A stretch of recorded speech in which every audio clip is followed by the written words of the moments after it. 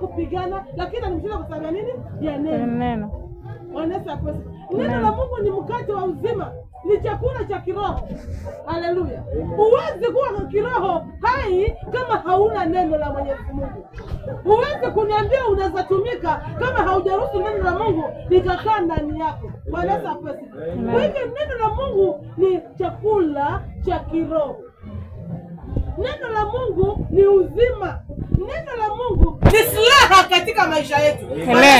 Amen. Utakaporuhusu neno la Mungu likae ndani yako, utakapokaa katika neno la Mwenyezi Mungu, litakutengeneza. Litaachilia uzima ndani yako. Utakula chakula cha kiroho mpaka kitakusababisha wewe kuwa na afya katika mwili.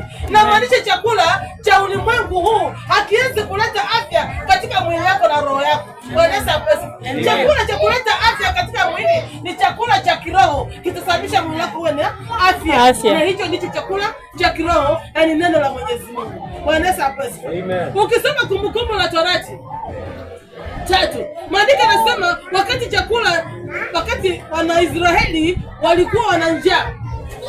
Na maanisha nini? Kuna ile kumbe kufunga kunasababisha neno la Mungu linapata nafasi ndani yako. Maandiko yanasema Mungu alioacha Wanaisraeli wakawa na nini? Na njaa. Na akawapatia chakula cha mana hata baba zao wasiweze kujua, si ndio? Ile chakula ya mana ilikuwa ni neno la nini? La Mwenyezi Mungu. Bwana asifiwe. Amen. Kwa hivyo inamaanisha mwanadamu hawezi kuishi kwa nini? Kwa chakula ama mkate wa kila siku, ila kwa neno. Utakapotaka maisha yako yafanikiwe, kaa katika neno.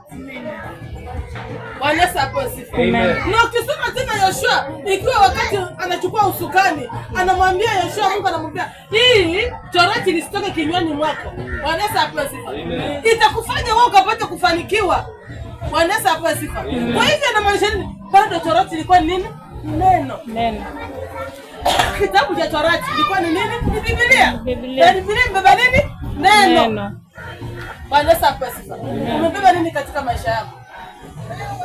Unakubali kukaa katika neno wakati mwingine ukitafakari ukuu wa Mungu, ukiruhusu neno la Mungu likaenda. Maana neno la Mungu ni chakula cha uzima. Neno la Mungu ni silaha.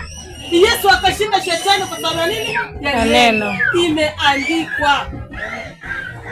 Hakupigana, hakumkemea. Bwana asifiwe. Inamaanisha sisi tukikaa katika neno hatuna haja ya kupigana. Bwana asifiwe. Amen.